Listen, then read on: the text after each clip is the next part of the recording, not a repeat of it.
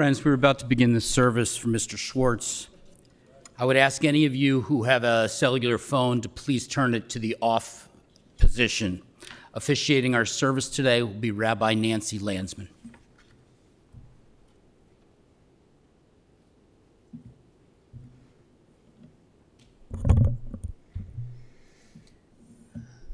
And here we are, gathered together. Almost a year ago, we were here. We were not at this chapel, or were we? At this chapel, about a year ago, to the date, almost, for Diane. And I am truly sorry for your great loss. Our hearts go out to all of you, especially Rebecca and Ira, Dan and Kathy, Guy, Bruce and Mary Beth, Debbie, Eileen, the whole family. Your hearts are aching. Your hearts are torn. And we are so grateful for the love and the support that you have from so many people. I'm truly honored to be officiating the service for Chuck. We begin the service with the traditional act of Kriya, the tearing of the mourner's ribbon. And so if the three of you could please stand, Rebecca, Dan, and Bruce. The three of you are wearing, usually just the three children who are wearing the, okay. I'm sorry, we're missing, yeah, I'm like, wait, where did you go? Yeah, if you can stay standing, and if you want to stand closer to your siblings, you may, if that. So we know everyone's hearts are torn as we say goodbye to Chuck. And it's typically just direct mourners who, instead of tearing the clothing, make a tear in this black ribbon, which I will invite you to do in just a moment. Before making this tear, there are traditional Hebrew words that are said, and I'd like the three of you to please repeat these words after me. Baruch Atah Adonai Eloheinu Melech HaOlam Dayan HaEmet.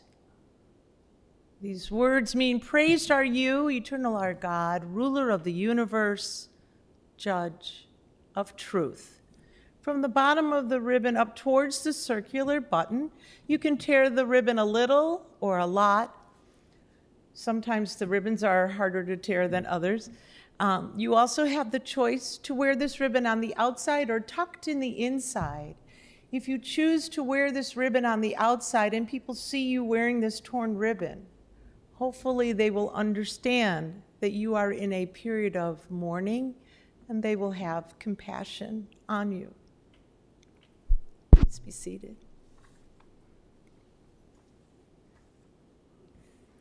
The author of the following is unknown. A life well lived is a precious gift of hope and strength and grace from someone who has made our world a brighter, better place. It's filled with moments sweet and sad, with smiles and sometimes tears, with friendships formed and good times shared, and laughter through the years. A life well lived is a legacy of joy and pride and pleasure, a living, lasting memory our grateful hearts will treasure.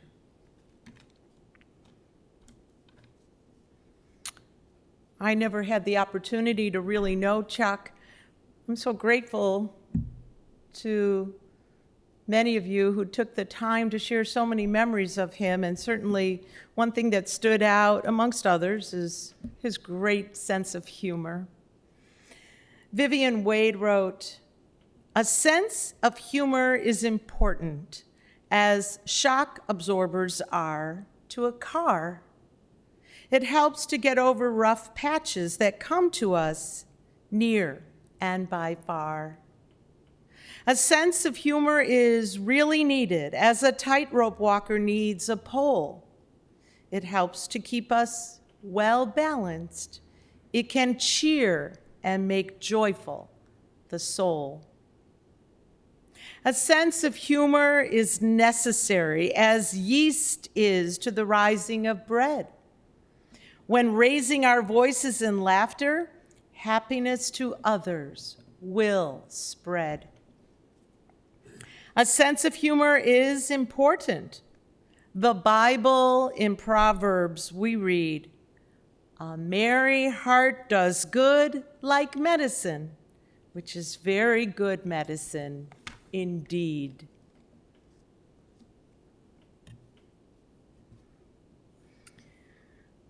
At times such as this, we look for comfort, and we often find that when we turn to the book of Psalms. Psalm 121.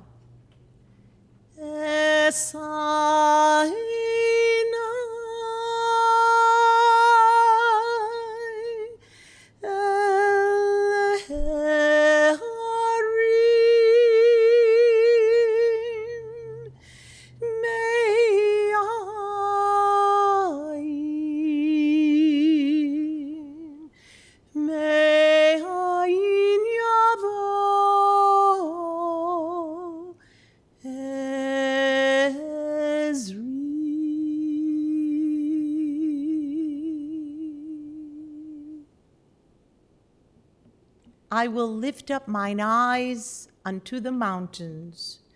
From whence shall my help come?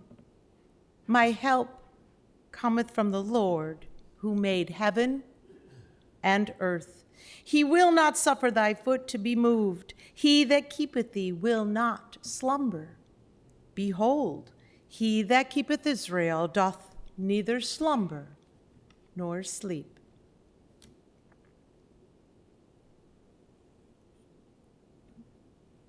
Ralph Waldo Emerson wrote, "What is success? To laugh often and much, to win the respect of intelligent people and the affection of children, to earn the appreciation of honest critics and endure the betrayal of false friends, to appreciate beauty, to find the best in others, to leave the world a bit better, whether by a loved child, a garden patch, or a redeemed social condition. To know even one life has breathed easier because you have lived. This is to have succeeded." I think we can all agree that Chuck succeeded big time. He changed the lives for so many people, improved their lives. So often throughout life, we have no idea how something we do or say can impact another individual, to the extreme that Chuck, who did know, from some people who did over the years reach out to him and thanked him. He was truly one of a kind.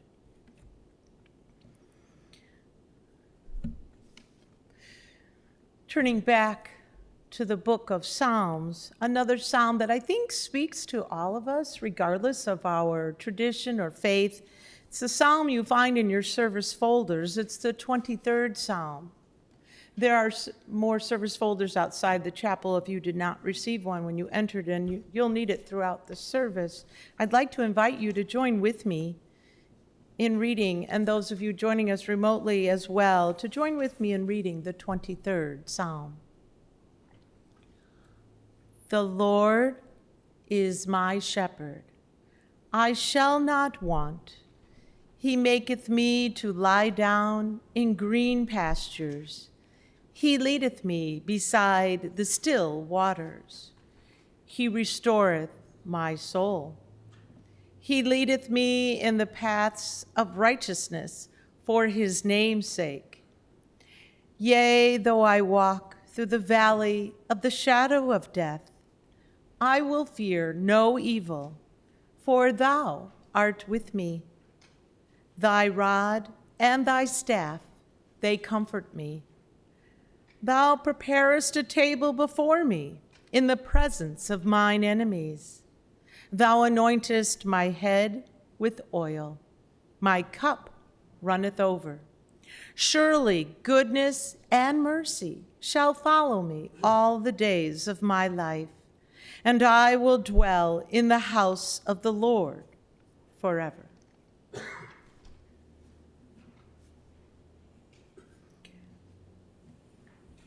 Chuck was blessed with so much love from his family. There's a poem that speaks about how receiving so much love from our family is probably one of the greatest gifts of all. Unfortunately, the author of this poem, entitled The Greatest Gift, is unknown. One of the greatest gifts that life can give to anyone is the very special love that families share. As years go by, it's good to know that there will always be certain people in our lives who care. For there are countless things that only families have in common and memories that no one else can make. And these precious ties that bind a family together are bonds that time and distance cannot break. How fortunate we are when we have relatives to love us. It makes the world a happy place to be. Few gifts in life will last as long or touch the heart as deeply as the very special gift of family. So today we have a few family members who would like to speak, and it is my honor to first call upon Rebecca.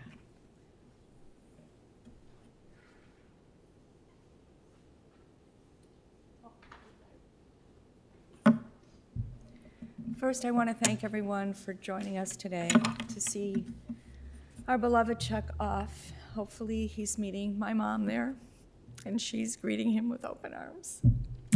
So, Chuck has been in my life for 55 years. He bravely and lovingly married my mother with 4 children, ages 10 to 14, and helped raise us. They would have celebrated their 50th wedding anniversary this year, a lifetime of devotion to one another. Unfortunately, my mom left us, and he missed her desperately and deeply. Although Chuck was not my biological father, he loved me like a daughter. He loved all of his children. And I loved and respected him as a father. He opened up his heart, and like a father, always wanted the best for all of us. He always treated me like a daughter, and I knew I could count on him no matter the circumstances. Chuck always introduced me as his daughter, and I always introduced him as my dad. It was mutual admiration. The best part of it all is he truly liked me and always told me how much he appreciated me. He was wonderful about that. As a grandfather, he was over the top, never challenging my mom on how much she indulged their grandchildren. They too felt that they could count on him always to be there for them, and he was so very proud of everyone. He also loved being a grandfather and a great-grandfather, and some of his best moments were when I shared stories and pictures of my 5 grandbabies. He was also the best listener, totally engaged, and always offering the best advice, but only when asked. I admired his intelligence, his brilliance, his devotion to his family and friends, his honesty, and his optimism. He never complained once about his circumstances, and as of late, always worried about being a burden. I told him he could never be a burden, and that we loved him, and we'd always be there for him. He wasn't alone. We were his family, and he left this planet knowing he was loved by his entire family, all of his friends, particularly his friends Ron and John and Ray, who kept in touch with him all the time. In the end, I feel I was blessed in my life. I was grateful that we were able to get closer than ever due to our circumstances this past year. And I was able to thank him for loving me like a daughter, for loving my husband and children and grandchildren, and for being a constant in my life that I could trust and count on. He loved me because he loved me, not because he had to. And I will always be grateful for that. So, thank you.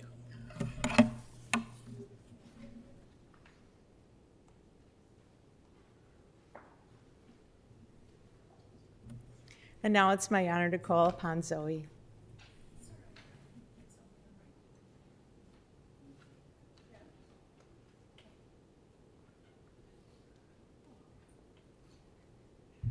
Okay. Rabbi Nancy told me to write stuff down, but I actually didn't for the first time in my life. I don't have a lot to say because I got to say it all to Papa before he left, and he knows how much I loved him and how much we all loved him. I feel so honored that my mom and I could be there with him when he went, and I do want to touch on what Rabbi Nancy said about the man who reached out to him a few months ago. He met him, I think, probably 40 to 50 years ago, and he somehow tracked my grandpa down via Facebook and called him on his cell phone to say thank you so much for saving my life. And my grandpa remembered who it was, but he didn't know he had that kind of impact. And he said, you were the only one who believed in me, you were the only one who had faith in me, and I have 4 kids, and I have a successful plumbing business, and it's all because of you. And my grandfather touched so many people in Gateway when he was working for Gateway, thousands of lives. The part that makes me laugh is that I asked him, because I need to think for myself and take care of myself, as if any of those guys were single. He said, I didn't ask, but I'll be sure to find out next time I talk to him. And this is how much my grandpa cared about me and loved me, is that he didn't wait. He called the guy back. Unfortunately, they were not single, or, whatever. For many reasons, it wouldn't have worked out. But that's how much he loved me. And he told me that every day. And he made me feel especially special. That's when I think about my grandpa, that's how I think. He especially special. And he told his grandchildren how proud he was every day. And Brandon talks about how he was a tough, scary guy. And I think the people in the nursing home were pretty afraid of him. But They loved him. He also had this side to him. If you were on his good side, you were there forever. And so Papa, he said the jokes. I know we're not blood related, but I know my brothers would probably disagree, but I think I got my humor from him. And he was cracking jokes 2 days before he passed away with the nurse, asking her where he could get that same hairdo from. And he just was a really good guy. And over the past year or two, we didn't talk on the phone as much because Grandma and I talked on the phone more, and then I would talk to him after. But over the past year, we talked like 5 times a week. And I always answered the phone because I never knew if something was wrong. But he said, no, I'm just calling to say hi. You don't have to call me back. I'm just calling to say hi, and I love you. And I have a voicemail on my phone that I'm going to keep forever. And he always left voicemails, and he never knew that he was leaving a voicemail. And so he would never hang up, but he's telling the nurse, she's such a good girl. I'm so proud of her. And he didn't have to say it. I always knew. But hearing that, I'll be forever grateful to have that on my phone, because he really was proud of us, all of us. And he really did like us too, which was a really cool thing. So I'm going to miss my grandpa forever. But I know he's up there already driving my grandma crazy. So she had enough of a break. It's time. Well, now I know why he called me 5 times a day. I look forward to it. So anyway, thank you all for coming.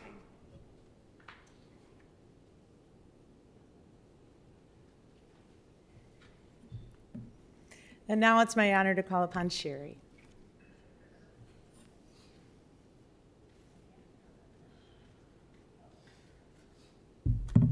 Thank you guys for coming. It's good to see you all.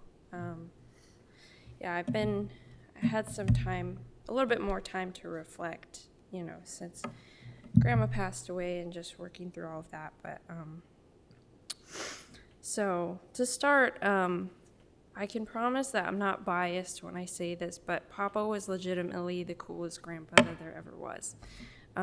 Like maybe others have shared, like he had the craziest stories, the coolest gadgets, and up until his last day, he took great pride in his style with his leather jackets, his shiny jewelry, his fedora hats.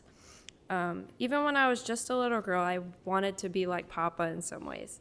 Some of you may know, but he was an avid collector. He collected canes, knives, watches, ties, pens, you name it. Well, at one point I decided I wanted my own collection of rubber ducks. I told him this, and of course he fully supported me, so every several days he would come home with a new rubber duck to add to my collection. It showed me not only just how much he actually thought about me, but also the way that he just encouraged my new interests, as strange or random as it was. He was a cool, tough guy, but he had a big heart when it came to his family. He was memorable because he was such a funny guy with a lot of little quirks. But even beyond that, he was kind. He listened, no matter how silly or serious what you were talking about was. He was smart, and he could tell you history and fun facts that you never would have known otherwise. He was strong, and you knew you could come to him with anything. Whether it was me calling each week to complain about stress, or an old friend from decades ago who found himself feeling hopeless and called Papa in a time of need. He loved well, and not many people might know, but he also loved to be loved. Every phone call, hug, visit, and I love you meant the world to him, no matter how often or far in between it came.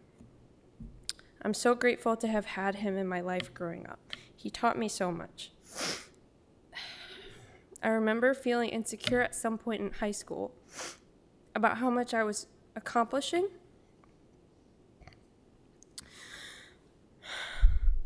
And I was just grabbing at comparison. So I vented to Papa, saying something along the lines of, well, look at Zoe. She did this and that, and I'm not doing as great. And he said without a beat, you don't need to be great like Zoe. You can be great like you. And I'll always come back to that. I can be great just like me. And Zoe can be great just like her. And Brandon can be great just like him. He saw the ways that all of our paths were different. And he would be proud of the journey we chose to go, no matter how different it might have looked. As much as they fought and picked on each other, him and Grandma made a great team. I couldn't have asked for better grandparents. They most definitely spoiled us, made us laugh, gave us wonderful memories, and taught us good and bad, but nonetheless valuable lessons. But probably the most impactful for me was that they loved us deeply just for who we were. They never asked us to change and never wanted us to. And they were so proud.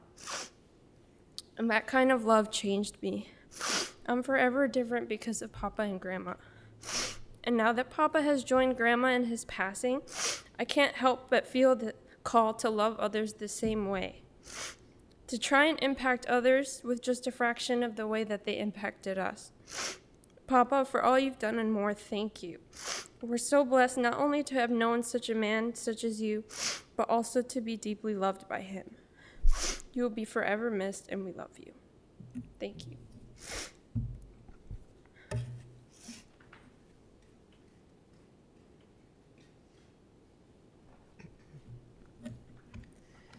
So many beautiful, loving, heartfelt words that we just heard from all of you, Rebecca and Zoe and Sherry. It is clear, and you all know, with your own individual relationship with Chuck, how special it was to have that relationship with him.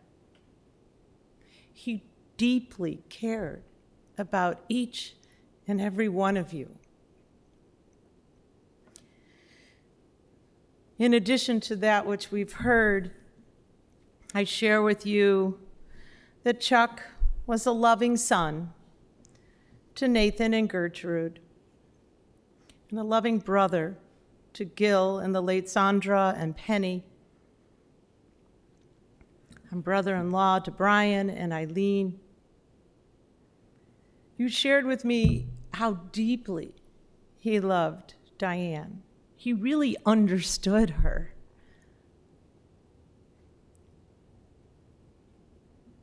He was an old soul. He was very dapper. He was a cool guy, kind of tough as a biker and a boxer, but yet at the same time, he was a teddy bear. And you shared that he was quite handy. And I asked you, are you sure he's Jewish? Jewish men don't have a reputation of being very handy. But he was handy. And he had so many tools. If you needed a tool, he would give you a tool, or 20 of them, right? He had. He loved those flea markets and the antique shows, and he loved old cars and watching car shows on TV. He loved rock and roll. He was a lot of fun with his great sense of humor and his wonderful jokes. He had so many incredible adventures that you learned about that he would like to share with you. And of course, you all know how he loved his coffee, his vanilla latte. You know how much he hated onions and pork, and you would often kid him, some of you, about, oh, there might be onions in that, or oh, how much onion, you know. So it was fun that you could joke with him, and he could joke with you. And yet he was someone that you knew you could always count on. No questions asked. He would always be able to step up and be there for you and for anyone in need. He was a wonderful friend, not just to Ron and John, his dearest friends, but Ray, you became not just the caregiver, but also his friend. And that was a mutual feeling that the two of you had for each other. His heart was big and full of love, not just for people, but for his dog, Rascal. Chuck was sympathetic, he was caring, fun, empathetic, and loving. We know that none of us are going to live forever. But we do believe that the Spirit can live on. And the way that happens is by those of us who are still here continue to share the stories, to document them, to save the voicemail. You were incredible children and grandchildren. You brought Chuck so much joy. And he turned his life sometimes a little bit around for you. He quit his smoking. He refrained from other habits because he wanted to do what was best for you. It says something about a man who would marry a woman with 4 children and raise those children like they were his own. To embrace you and love you as much as he did, you know how lucky you are. And I want to believe that he was just as lucky to have you and your love and all that you did for him. You didn't have to, but you did because of the kind of man that he was. So for the future generations yet to be born, please make sure you document these memories and these stories and his adventures and his jokes and all the love and the difference he made in so many people's lives through his work at Gateway Foundation. He loved his work. We want future generations to know about this man and the difference he made by the life that he lived. Zecher Tzadik Livracha, the memory of the righteous, is forever a blessing. And to that we say, Amen.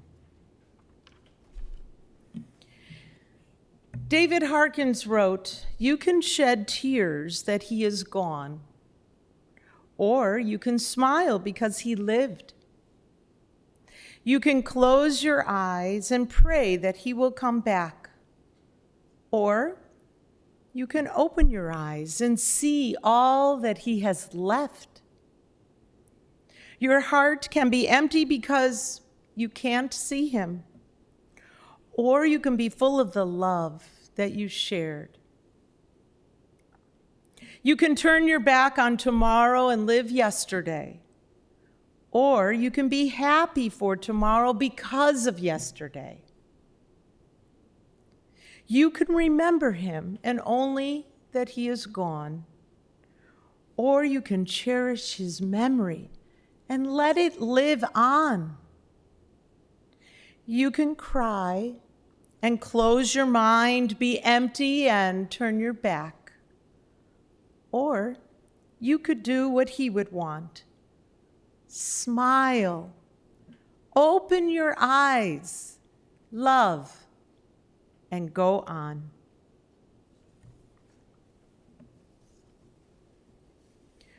We turn back to the service folder for our concluding prayers, the El Malei Rachamim and the Mourner's Kaddish. If you are able to rise, I invite you to please rise at this time.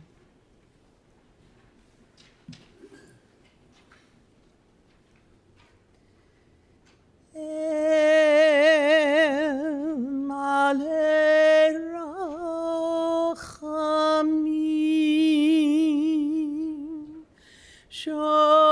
Shochein Bamromim Chamsei Menuchan Nechona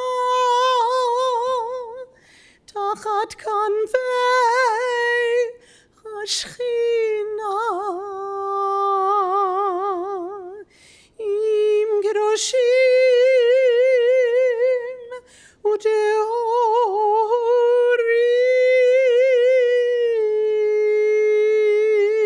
Uteorim Ki Zohar Harekia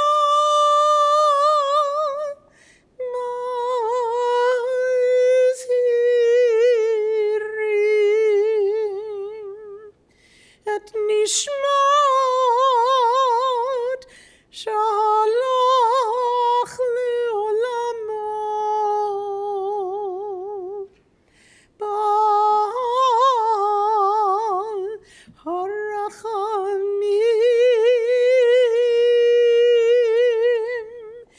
Yastireu Beseter Kenafecha Leolamim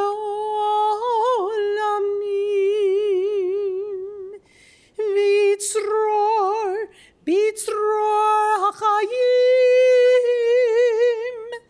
Et Nishmato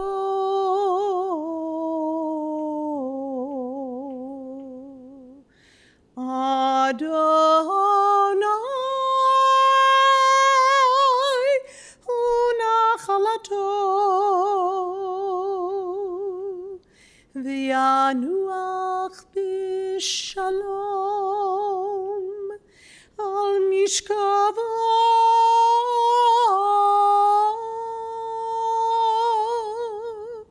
v'nomar amen.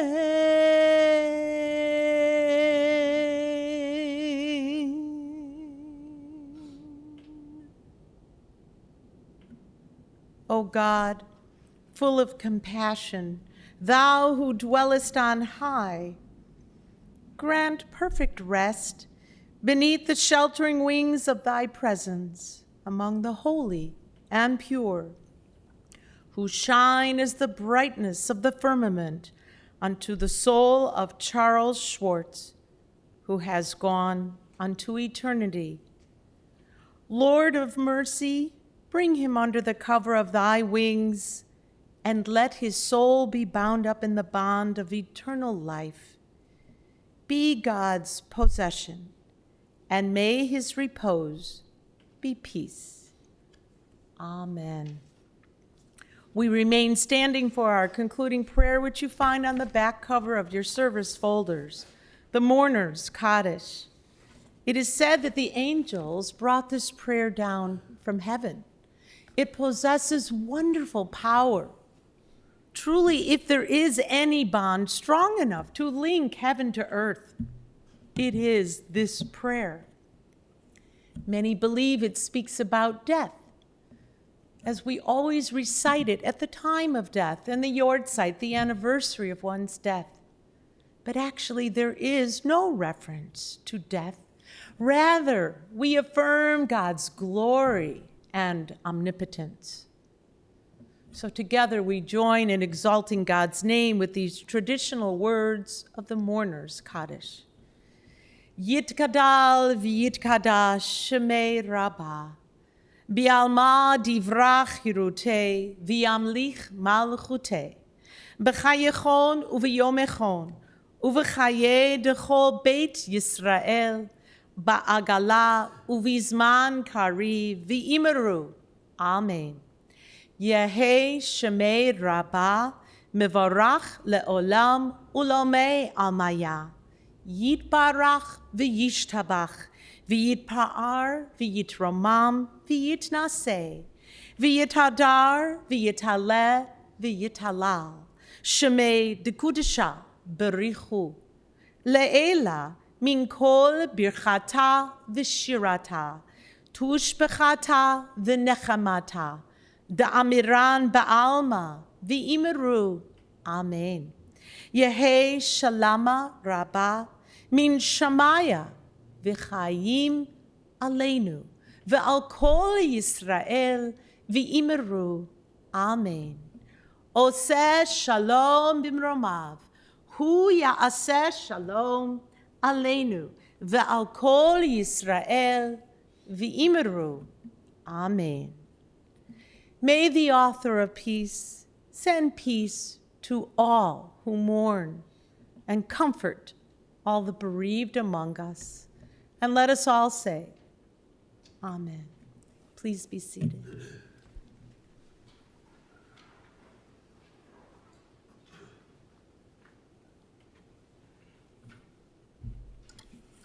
Friends, our service here has concluded.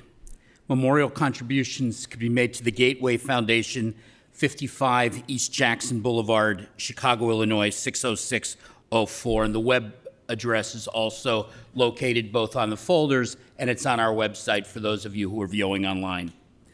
Shiva will be held today until 6 o'clock p.m. Be held at the Jackie and Avery DeLotte residence, 1916 Sunset Road, Highland Park. The family requests that all visitors for the Shiva please be vaccinated and boosted.